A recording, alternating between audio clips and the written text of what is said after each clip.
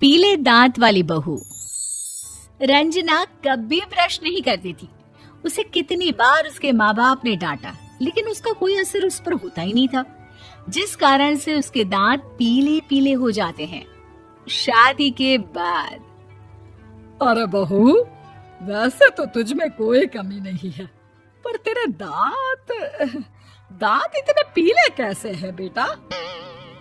कैसे मतलब? कोई सर्जरी थोड़ी ना कराइए। वो तो क्या नाम, मैं ब्रश नहीं करती थी तो पीले हो गए। अब क्या करूं? आप कहे तो लाल करवा लूं या फिर काले? यार ये क्या है, क्यों माँ से लड़ रही हो? लड़ रही हूँ? अरे मैं लड़ रही हूँ या ये बोल रही है कि दांत पीले हैं, पीले। अरे तपस्या थोड़ी ना की है इन्हें पीले करने के लिए।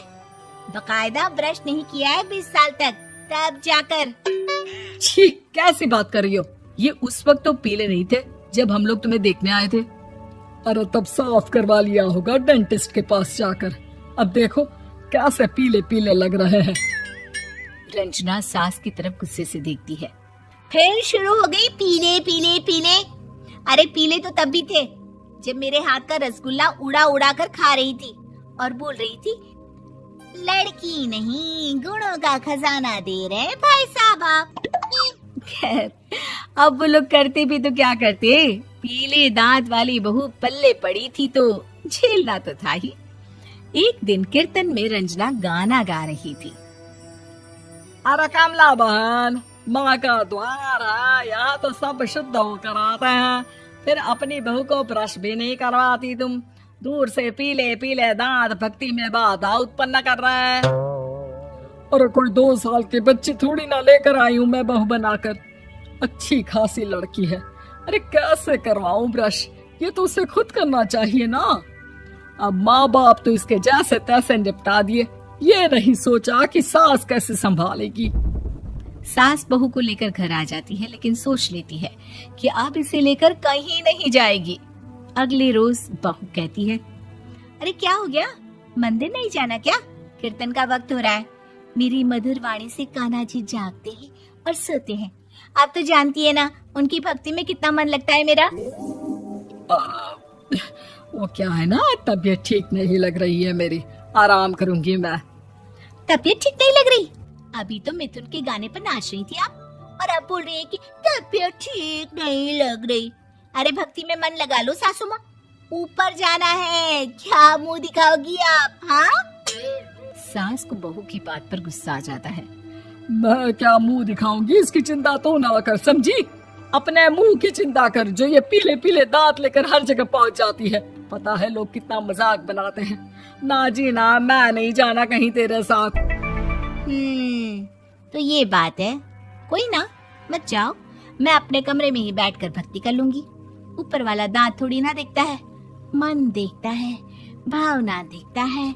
और अरे बस बस, तू सब कुछ दिखा, बस ये सफेद चमकदार दांत ना दिखाना किसी को, है? जा यहाँ से। बहू को सास की बात का कोई फर्क नहीं पड़ता, वो तो जैसी थी वैसी ही रह जाती है। सुबह नहाकर किचन में खाना बनाना, फिर खाना खाना, कीर्तन भजन करना और सो जाना। एक दिन, माँ जी मैं सहेली के घर जा रही हूँ, शाम को लेट आऊंगी। हाँ हाँ तो जाना, मैंने कौन सा तेरी आरती करनी है घर पर बैठकर। रंजना सहेली के घर जाती है, जहाँ वो पार्टी में जाने की तैयारी कर रही होती है। अरे शिखा, कहाँ जाने की तैयारी कर रही है? मैं गलत वक्त पर आ गई क्या? अरे नहीं यार, उल्टा सही वक्त पर आ गया। मैंने ये साड़ी और ज्वेलरी निकाली है यार, शाम को इनके ऑफिस की एक पार्टी में जाना है। बताना कैसा लग रहा है ये सब? नहीं यार, इस ड्रेस के साथ तो वो वाली ज्वेलरी अच्छी लगेगी। हाँ हाँ सही बोल रही है, मैंने ध्यान ही नहीं दिया। वैसे तो हमेशा से मस्त फैशन सेंस रखती है। तो बड़ा जाती होगी ना पति के साथ पार्टी में। रंजना कुछ नहीं बोलती, बस सोचती है कि यार काश ये बात सही हो जाती, पर मैं क्यों नहीं जाती पार्टी में? क्या इन लोगों की कोई पार्टी होती नहीं होगी? रंजना घर आती है और रात में पति से सवाल करती है, एक बात बताइए, आप मुझे किसी पार्टी में क्यों नहीं ले जाते?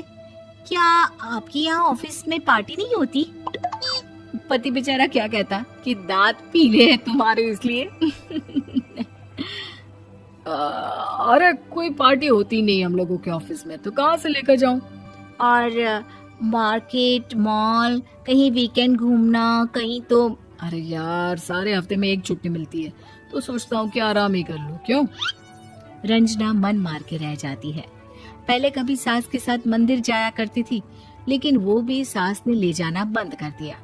घर बैठी बैठी रंजना बोर हो जाती है। तभी उसे आइडिया आता है और वो मायके जाने का सोचती है। सासू माँ, 2 दिनों के लिए मम्मी के घर जा रही हूँ। अच्छा अच्छा, ठीक है, आराम से जा। और हाँ, माँ से कुछ अच्छी आदत सीख कर आना कि कैसे शरीर के हर भाग की तरह दांतों की सफाई भी जरूरी होती है, समझी? शुरू हो गई ना आप। वो लोग आपकी तरह नहीं है कि छोटी छोटी बात का बतंगड़ बना दे। उन लोगों के लिए मैं मायने रखती हूँ, ना कि मेरे पीले पीले दांत। रंजना माँ को बिना बताए उन लोगों को सरप्राइज देती है, लेकिन जैसे ही वो दरवाजे पर पहुंचती है, अंदर देखती है कि घर वाले कहीं जा रहे होते हैं। अब माँ, काश रंजना दीदी के दांतों वाली प्रॉब्लम नहीं होती, तो वो भी हम लोगों के साथ चलती ना बुआ जी की बेटी की शादी में। हाँ बेटा, लेकिन अब उसे कौन समझाए कि उसको उसके पीले दांत नहीं दिखते, लेकिन उसके आसपास के लोगों को कितना एम्बैरेसिंग फील कराते हैं। मुझे तो कितनी बार उसके स्कूल की टीचर ने शिकायत की कि उसके साथ कोई लड़की बैठना भी नहीं चाहती, और ना ही कॉलेज में कोई उससे बात करना चाहता था। लेकिन पता नहीं क्यों उसे ये बात समझ में ही नहीं आती। कोई कमी नहीं है उस लड़की में, बस यही कि दांत पीले हैं। वो तो भला हो जीजा जी और उनकी माँ का, जो दीदी को जैसी है वैसे ही रखा हुआ है। रंजना को अपने घर वालों की बात सुनकर बहुत दुख होता है। वो सोचती है कि वो क्या करे, लेकिन फिर वो सीधा डेंटिस्ट के पास जाती है, अपने दांत चमकाती है और कसम खाती है कि वो रोज ब्रश करेगी।